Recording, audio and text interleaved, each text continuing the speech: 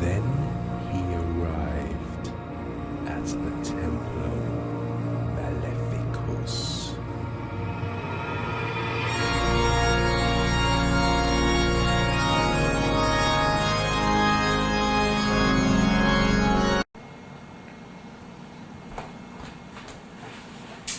Alright, so to get this recipe started, you're going to need 2 sticks of butter, about 2 cups of flour, the blood of your enemies, and some ectoplasm. Now, if you don't have any homemade ectoplasm like I do, store-bought is fine. Blood of your enemies, however, that needs to be your enemy. It needs to be, you know, you could offer them a cask of Amontillado, you know, lure them to your crypt. So you roughly chop the butter, and you want it coming out of the fridge so it's still cold. While I'm doing all of this, I might as well talk about Pym. So, Pym is a very strange book. It's an early example of sci-fi. It's inspired a lot of like Jules Verne, and like, you know, Lovecraft, and like very like weird fiction authors. The book is not very cohesive. Like the geography in it doesn't line up. There's actually a lot of papers about the geography of Pym and how Poe, even though he was ripping off of all of these travel diaries and all of these things that, you know, he could have just like copied the latitudes and longitudes of these journals, but he didn't.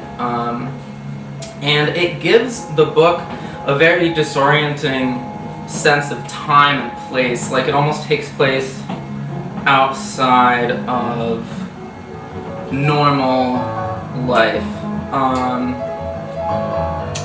Now, with the blood of your enemies, you're just gonna want to take a little. Yeah, I've been doing really well in quarantine, actually. You know, I've been eating healthy, you know, trying to get some sleep. Where am I? And you're just gonna mash this butter into the flour until it's unevenly crumbly. What you're looking for is like, you know, like I said, an uneven crumble.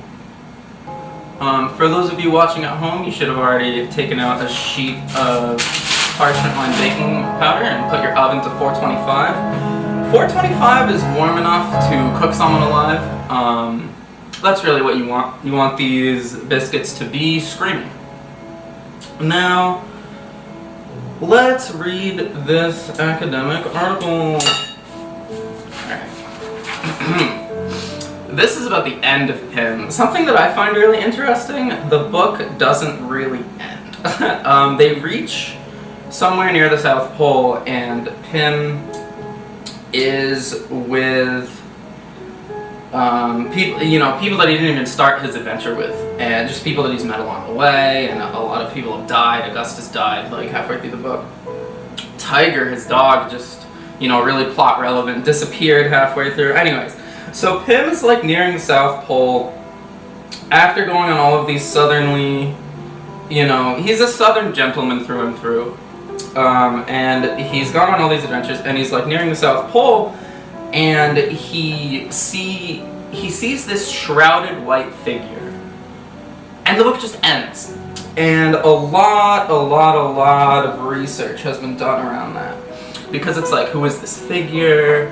Why are they there? Was Poe meaning something, or was he just smoking a little extra opium that morning? Anything is possible. I'm inclined to think that the figure at the end represents the mother, right? And Poe Pym. See, it's confusing because Pym is really just a stand-in for Poe. You know, Pym reaches the sort of pinnacle of his journey, and he's returning to his mother. But there's a lot of interpretations I'll read here. In recent interpretations of the narrative of Arthur Gordon Pym, much emphasis has been placed upon the ending of Pym's journey and the giant shrouded figure who appears in the last sentence. While critics may adopt different approaches, most seem unable to resist the lure of ascribing an illuminating meaning to both the figure and the ending. Pym's last vision has been interpreted as the acquirement of knowledge with an epistemological approach suggests, the nothingness of an existential reading, or the final rite of initiation of a mythic approach. The figure has been variously identified as the long-lost and desired mother, the apotheosis of the creative imagination itself, and the embodiment of Pym's journey toward the ultimate reality, the symbol of the final step in Pym's removal from the world of reality and reason, or anthropos, the primal man, standing for the reunion of the voyager's soul with God, with divinity in himself. I don't know about all that, but the figure is very evocative, and it lends itself to a lot of different readings. You could say that the figure is Lazarus, that the figure, is like some sort of Jesus, some sort of biblical figure. You could say anything, that doesn't mean it's right, but interestingly enough, most interpretations could be right because there's so little that the text gives us. Let's just do a brief overview of his life. So while I'm doing this, I'm going to add the ectoplasm. You want to add about 2 cups ectoplasm.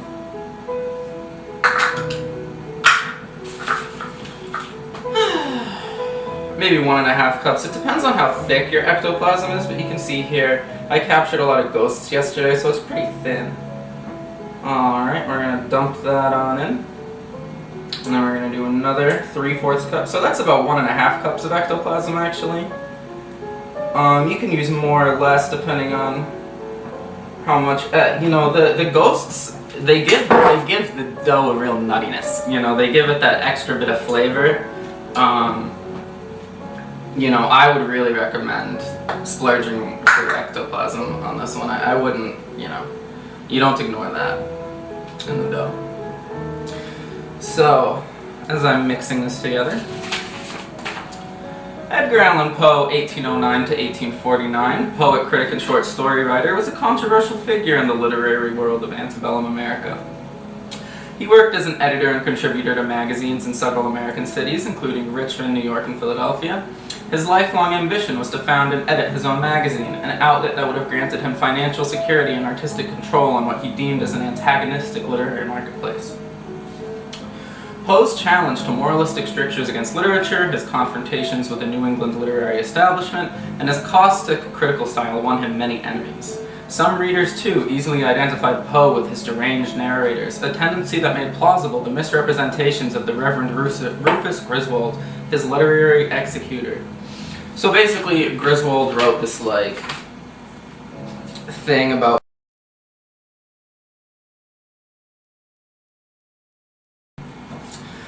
Now, let's talk some more about Pym. So, Pym, as a novel, struggles with the American Southern sort of white supremacy that, it honestly infuses a lot of Poe's work, just the idea of the Southern gentleman, that sort of aristocrat who is better. Sometimes Poe lampoons this, like in The Mask of the Red Death, you see a lot of rich people trying to hide from a plague.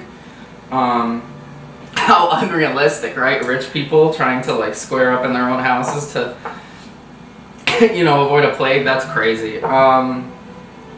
In Pym is the sort of gentleman scholar. He's a stand-in for Poe himself, and the book really struggles with racism. There's modern readings, struggle with the racist elements of the book. There's a long sequence where Poe's character is on a ship, and there's a mutiny led by the cook, who is black, and it is, it's an amalgamation of a lot of stereotypes, right? Poe, as a Southern person, really understood black and brown people as the savage, the other, the native. And unfortunately, this really carries a lot into his work. It's sad, actually. A lot of other horror people are racist. H.P. Lovecraft is a famous racist. Alright, so this is looking really good right now. What you want is a shaggy ball of dough, and seems like it's coming together nicely. And you can also probably still see, here, I'll come close so you can see. You can see there's little pockets of butter right here that are gonna melt in the oven. That'll be delicious. So on the topic at hand, you're gonna need to take a pinch of Southern racism and just sprinkle it on in there. Don't be gentle with it. Poe certainly wasn't.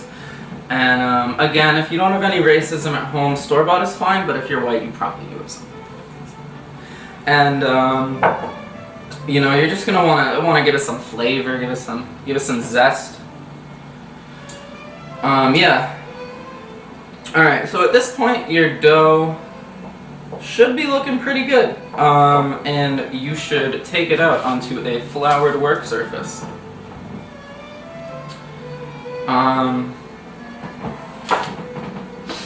You know, despite Poe's racism, his legacy still lives on, and you can really see it in people reading The Raven every year at on Halloween. Like his stories are still published. It's really interesting how in his life he was such a controversial figure, and since then he has evolved into somewhat of a master of the short story form. What Poe stresses in short stories is unity of effect. There's this famous essay he wrote, The Importance of a Single Effect in the Literary. It's something like that. I'll look up the title later and I'll flash it in the video so I'll look stupid. Thanks editing me. Now, what you're gonna do here, I don't know if you can see this. Now, I'm broke and I refuse to buy a biscuit cutter, so we're gonna be using this mug. Unless...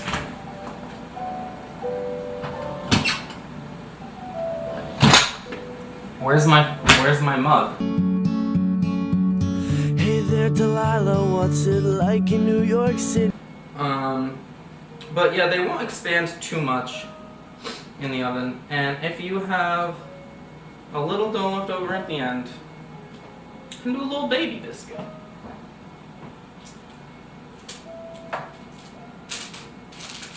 Now,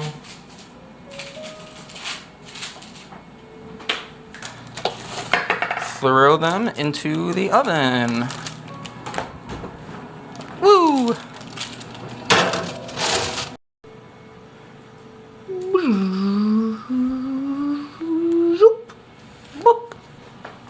Alright, you cool cats and kittens, the biscuits are ready to come out of the oven now, and they are looking a beautiful golden brown. Oh yeah. There they are. Yeah, so as I was saying, what I like to do with these when they're done, and this is again completely optional, they already have so much butter in them, it's overkill, but you just give them a nice little brush with some melted butter, and once you hit them with that, I mean, these things are just unstoppable. There's no way anyone can eat these without losing their mind and seeing a shrouded white figure in the mist clutching an even more mysterious object while they wait for the Antarctic nightmares to be... Anyways, yeah, these biscuits are good. Just giving every biscuit that little bit of love and a sprinkle of salt. Yeah. Oh yeah, hit them with that cracked sea salt. Alright, so that's how you make Edgar Allan dough for buttery southern style sourdough biscuits. The recipe should be in a link in the description. I will try one just so you guys can see. You can eat the... Oh, it's hot. We're gonna... The biscuit one. We had a fight in the biscuit one. Alright, we're gonna see this beautiful cross section right now.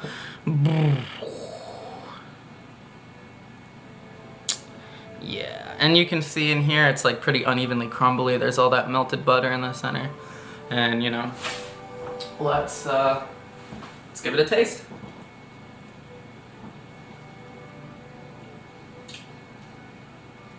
Yeah, that's good. Ooh. Alright. Thanks for watching. Remember to like, subscribe. I'll put my OnlyFans link in the bio. Mwah. I love all you guys. Stay safe, everyone.